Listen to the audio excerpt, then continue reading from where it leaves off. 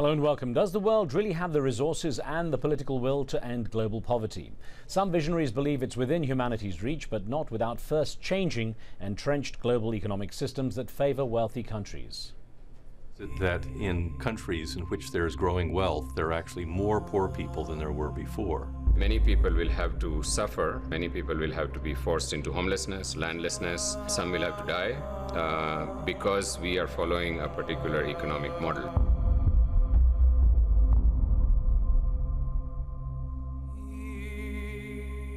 Sub-Saharan Africa is paying $25,000 every minute to northern creditors. I think people don't understand that it is actually the South that is financing the North. Along with the issues raised in that excerpt from the End of Poverty documentary, we ask, how can the global economy change to allow developing countries a real chance to overcome extreme poverty? Remember, you can join our conversation with your questions and comments. We welcome your emails or SMS texts onto the show. Joining me today to discuss these issues are Hernando de Soto, a Peruvian economist whose work focuses on the need for property rights and capital formation in developing nations.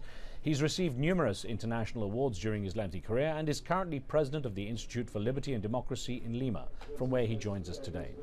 And from Grenoble in France is Philippe Diaz, director of the new documentary The End of Poverty and founder of the Cinema Libre Studio in California, which launched the Philanthropy project to give back to the disenfranchised subjects of his documentaries. Gentlemen, I welcome you both. And Philippe Diaz, if I could start with you, your film considers the prospect of the end of poverty, but isn't poverty simply a human condition which has existed, ever since, civilization, if you like, with everything from the pyramids being built to the Great Wall of China, all built by slaves? Well, thank you for having me, first of all. But no, I don't believe so. I believe that if you want let's not go too far, because I don't think it helps us to go to other empires which has other systems and this and that. I think let's look just at our last empires or what we call modern time. What I try to show in the documentary is that, in fact, modern poverty started with the colonizers and the conquistador. When our ancestors came from these very small countries without any resources and decided to brutally expand their territory. And for that, they went, as we know very well, to South America and after Africa and Asia, and took everything they needed to build their empire and to start their industrial revolution. We should never forget that these countries had no resources almost whatsoever, and they were able to build these empires not because they were more intelligent. They took everything they needed, and they entrapped us in the system that they built, by which we are totally dependent on the resources of the South. Like if tomorrow the countries of the South unite and say, we will not give you any more access to our resources, the northern economy collapses immediately. United States, Europe, Japan, Korea, we are all dependent on the resources of the South. And we'll go to any extreme to keep our hands on these resources. We spent 500 years to make sure that the southern country would never be able to develop. Because, of course, as soon as they develop, and look at what's going on in India or China, they become competitors with us for access to these resources. I will ask you about that. So that was our goal for 500 years. I will ask you more about that and some of the causes you raised in the documentary in a moment. Hernando de Soto, great to be speaking with you again. And it may seem like a naive question, but poverty exists across the world. Why is it so much more severe in some countries? When we see the capacity we have and the globalization of the world in such a way that we could do so much more, why is it some areas are so badly hit? Well, I think, first of all, that the areas that don't have the wealth essentially don't have the tools of the wealthy. What the wealthy have, if we're going to stick to modern day life, is a system of contracts and property and law that allows them to organize the resources of the wealth, of the world. Take chocolate, whether it's Switzerland or it's Belgium, they don't have the cocoa. They might not even have all of the milk, and they don't have the sugar, yet they actually produce the best chocolate in the world. Obviously, what they are able to do is appropriate it through a system of legal property rights, perfectly legal, and they are able at the same time to have contracts that can be respected. And therefore you find that, in effect, those that have become wealthy are not those that have the resources themselves, but those that are able to appropriate them and those that are able to make the contracts. What's the solution? Obviously, if we're talking about today's time, it is to give developing countries and give the citizens of the developing countries the same tools that the West have and which they don't have today. Clear property rights and good contracts. Now, it's interesting you raised that, Fernando, because I want to play a short clip again from The End of Poverty, Philippe's documentary. This is where they talk about loss of land. A Kenyan man is talking about the loss of land. So we, the local people, the land is ours. We gain nothing from that land. It is the American government gaining, and maybe some corrupt government officials. So we are now subjected to a life of servitude in our own ancestral land. I want to add to that an email we got from Zambia from a viewer by the name of Melchisedek, I hope I pronounced it correctly, which says there must be an adjustment on how leaders in poor countries are using the funds from developed countries to allow for strict transparency. Hernando, listening to that clip from the documentary and considering that question from Zambia, how is land reform and property titling a way to prevent poverty then? Does it work for everyone? Well, it does work for everyone. The thing is, we haven't given it to everybody. Generally speaking, because we have culturally thought that people from developing countries were not adapted to property rights, we haven't given it to them. We've given recognition sometimes to tribal chiefs. We've given recognition to political chiefs. We've given the tribes sovereignty, but we haven't given them property rights. The result of it, of course, is that it's very easy to take away their assets and their land. If they were well titled, if they had their rights well recorded, it would be an absolutely different story. You know, in the case of even a country like Peru, the country of conquistadors that were being mentioned before, you know, exploitation comes way back before the conquista. The Incas exploited other smaller civilizations, so did the Aztecs and the Mayas, and the reason was they had no law to protect themselves. Right. The reason Europeans and Americans today have absolute certainty in what they do is they have property rights that are very clear and the right to have contracts, and they're guaranteed by global law. We just haven't come into the system yet, as a result of which we are, of course, at their mercy. We had another email that came from Imtiaz Ahmed, and if I could put this, Philippe, I would like you to hear this one. Imtiaz wrote in saying, if all countries have the will, poverty can be curtailed. All countries should have family planning programs. Now, family planning programs apart, your film makes the point that the gap between, the financial gap between the rich and the poor has effectively really widened in the last 2 centuries. Is that simply a lack of will, in your opinion? Well, no, I think it's, and I'm very happy to, if you don't mind, I would love to comment of what Mr. De Soto said, and you know, and I have a great respect for his work, and I'm not an economist, you know, but you know what I found, I tried to interview Mr. De Soto for the film actually, and for some reason it didn't work, but you know, because I was always surprised by his concept for two reasons. The first one is, you know, these countries have laws and rules.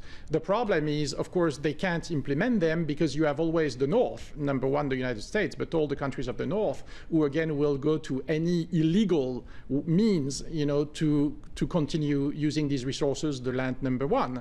So, you know, so I think that I'm not sure that, Mr. De Soto, you see that happening, because again, you know, it's why I'm using in the film, you know, people like John Perkins, who is a former economic hitman, who explained clearly how he went to create this artificial debt around the world and all these kind of things, you know. And number two, I want to quote, you know, the Okoto Gendo, which is this professor. He was, unfortunately, just died. The moment he said you bring private property in this kind of thing, everything blows up. And of course, and I would say, I think it's that makes sense for me, because even if we give them, we give these people back their land, which they need desperately, no question about that, with the title of their land, the first time that they are in trouble, they will sell the land. Right. Okay. And so, well, back to square one. Right. So it's why I'm a little bit. Yeah, let me put that to Hernando De Soto. Of course, the sort of free market economics, as Philippe is suggesting, mean that people, even with access to land, may be driven to situations where they no longer can hang on to them. And of course, it allows for manipulation by big companies to be able to displace people too. Well, I don't doubt that there have been definitely in the world, and are probably today, great problems of imperialism. There's no doubt that colonialism was not a good thing. And that people have had a tendency to abuse each other from outside Europe, within Europe, and there have been land grabs also in the United States and all over the place, including Australia. The question is, as Mr. Diaz was saying in his very respectable work, was whether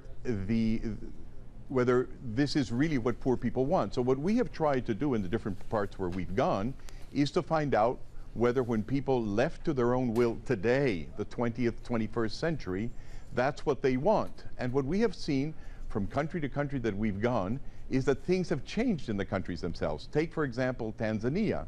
We have just finished a study for the Tanzanian government, and the numbers are out, so that's why I feel free in explaining them. It is that, and it's a research done with 975 people, so it's been widespread over 26 districts. We have found out that the grazing land that is owned by, for example, the Maasai is about 11% of the territory. That owned by multinationals and private companies that are formal are about 2%. And the rest, that means over 70%, is actually property owned by individuals and families within villages. So it isn't only that the West has brought them in, it's obviously something that's caught on.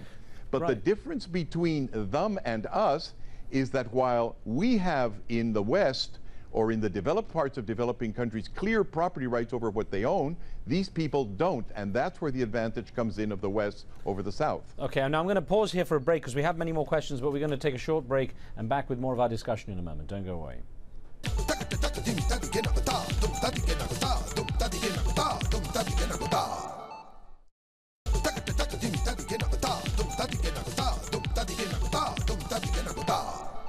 Welcome back. We're discussing global efforts to put an end to extreme poverty and asking how soon this goal might be achievable or if it is indeed possible.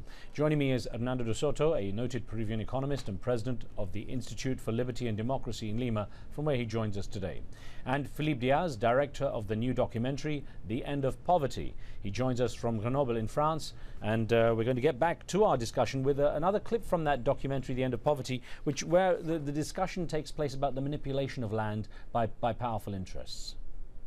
So at some point, we economic hitmen go back in and we say, you know, you can't pay your debts. You owe us a pound of flesh. You owe us a big favor. So sell your oil real cheap to our oil companies, or vote with us on the next critical United Nations vote, or send troops in support of ours to someplace in the world. If looking at that situation where John Perkins describes how powerful interests and countries can go in and create huge debt in developing nations and then hold them at their mercy, basically, how can that cycle be broken? Well, it can be broken unless we change our policies vis-à-vis the resources of the South. You know, today we are in a very extremely dramatic situation where we are consuming 30% more than what the planet can regenerate. So if we are in this situation, it means that for us in the countries of the North to maintain this great lifestyle, this level of waste, this level of consumption, we'll have to plunge more and more people below the poverty line every year in the countries of the South, simply because world population increases. Hernando de Soto, we had a viewer by the name of Jeff Kersner who wrote in with an email asking about trickle-down theory. It says, the trickle-down approach has never worked to eliminate poverty, having only served to widen the gap between rich and poor. The end of poverty will start to come about when there is a more equitable distribution of wealth within and between all nations. What is the issue there? Why is it that there isn't, or if you agree with this, why there isn't a real trickle-down effect? Well, the first thing is there's nothing to trickle down to. In other words, in developing countries, the people that hold the property rights, that is to say the legal instruments to own, are very few, and they include also foreign interests, and those inside the country that actually own assets but don't have the legal rights, don't have anywhere to receive anything that trickles down. So the first thing you actually need is a good system of law that protects the assets of the poor.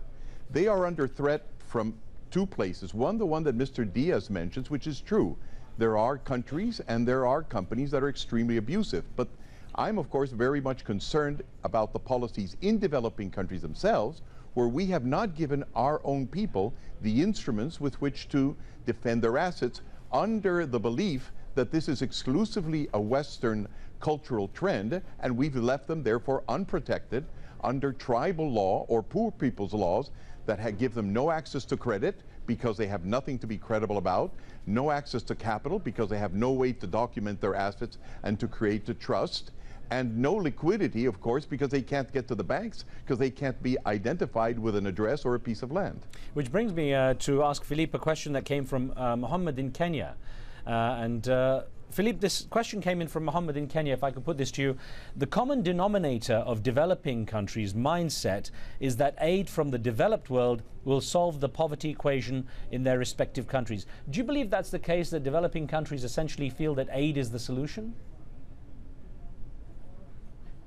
No, that's what we make our people in the world actually believe. Because of course, you know, what all the experts say in the film is that every time that we give one to look good, we take 100 underneath. You know, even when we try to cancel debt, which is of course essential, we say, okay, we'll cancel your debt, but there is always a list attached. You know, we want access to these resources, or we want you to open your market to our product, or we want you to privatize this and that resource that you have, etc., etc. So it's clear that that's what we would want people to believe, like, you know, aid will solve the problem, but it never did, and will never do, for the reason I explained, because again, without the resources of the South, the North can't function.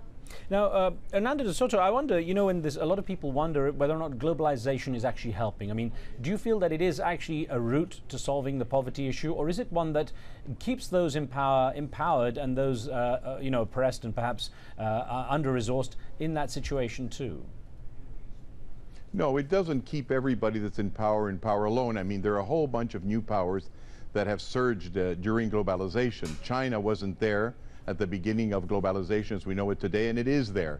India is getting up there, Brazil is there, my own country is growing, has been growing at about 10% a year. The problem is that it's a very unequal place. I mean, globalization isn't run by anybody in particular. The important thing to understand is that globalization works for you provided that you can globalize yourself. And to globalize yourself means, first of all, that you can identify yourself within the globe. What do you do if more than 4 billion people in the world, which is where the majority of people are, don't have a property right and therefore don't have an address and therefore can't identify themselves? How can you go and raise capital if you can't say what you own or where you are? I mean, the first thing a bank asks you is your name, but the second question anybody who's going to loan to you is going to ask you is, where do you live and what do you do? And in effect, until the rules of the market, until the tools of the market are equally available to everybody, those that have them will actually prevail over the others. And relating to your previous question regarding aid, I think aid is a generous act on the part of developed countries, not always well-intentioned, but generally well-intentioned, but it is a small part of the pie. If you take a case of Egypt, to be concrete, all foreign aid given to Egypt is not even, is about 1/5 of the size of all foreign direct investment in Egypt is about 1/100th of the size of what the poor actually own today. In other words, the poor do have assets in developing countries. They do own things, but because they're owned illegally, they're not able to participate in the global game, and hence their poverty. Well, an interesting question, Philippe, if I could put this, came to you from a viewer by the name of Linda Taylor, who says, of course poverty will come to an end. China is creating wealth in many nations and will soon be buying the bulk of Middle East oil. Africa will be the most difficult, but many people, like Bill Gates, are putting all of their money there. Now, your documentary, it takes quite a swipe at the colonial powers and how they've entrenched the developing world into a sense of debt and poverty. I wonder where China and countries that have been developing, the new sort of powers, if you like, come into the equation. There are those who feel that China is actually a new colonial power in places like Africa. Oh, no, of course it is. There's no question about that. And what it does, it's again, I think that all this is wishful thinking, because again, if we are consuming 30% more every year than what the planet can regenerate, it means that we are in very serious trouble. And China and India coming in the playground and needing a part, of course, of these resources makes it even worse. And I don't think that, you know, the major difference between me and Mr. De Soto, which I have the most respect for, you know, is that I think that markets creates the problem, and as long as we will have this policy of what we call free market, because there's nothing free, of course, it's dictated by the powers of the North, you know, needing again these resources more desperately than ever, you know, it will never change. And of course, again, the poverty will only grow, and just because of it's a mathematical issue. It's not even anymore a political issue or an ethical issue. Is that, you know, unless the North change its policy towards consumption and waste,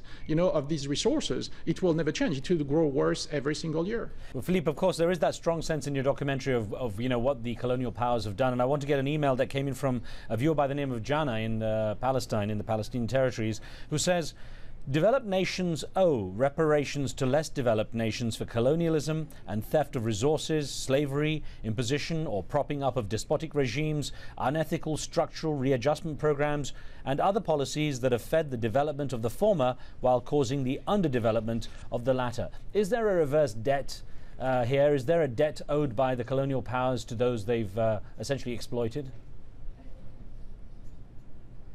Oh, absolutely. She's absolutely right, 100%. You know, it's clear that we should always remember that our ancestor came from a very small country with almost no resources. You know, of course, the UK and France has a little bit of coal, and, you know, but look at Belgium or Holland, you know, and they build these empires on the resources of the South, natural resources and human resources, of course, through slavery and all that. So absolutely, there's an incredible debt. And trust me, the problem of global warming is nothing in comparison, because, you know, and I'm not minimizing what global warming is, but with global warming, we know that people will be dying massively in the next 10, 20, or 30 years. But people have been dying massively in the past 10, 20, and more years, you know, because of this totally unfair trade, and this, you know, we have been stealing resources more or less for 500 years. All right. Well, listen, I want to thank you, Philippe Diaz. Good luck with the documentary, and Nando de Soto, great to speak with you again. Thank you for taking part in this debate. Thank you. Thanks, and thank you for being with us. Remember, you can follow the show on Facebook and see what we're up to there. You can give us your feedback on the programs and post your questions and comments. From me and the team, we'll see you next time.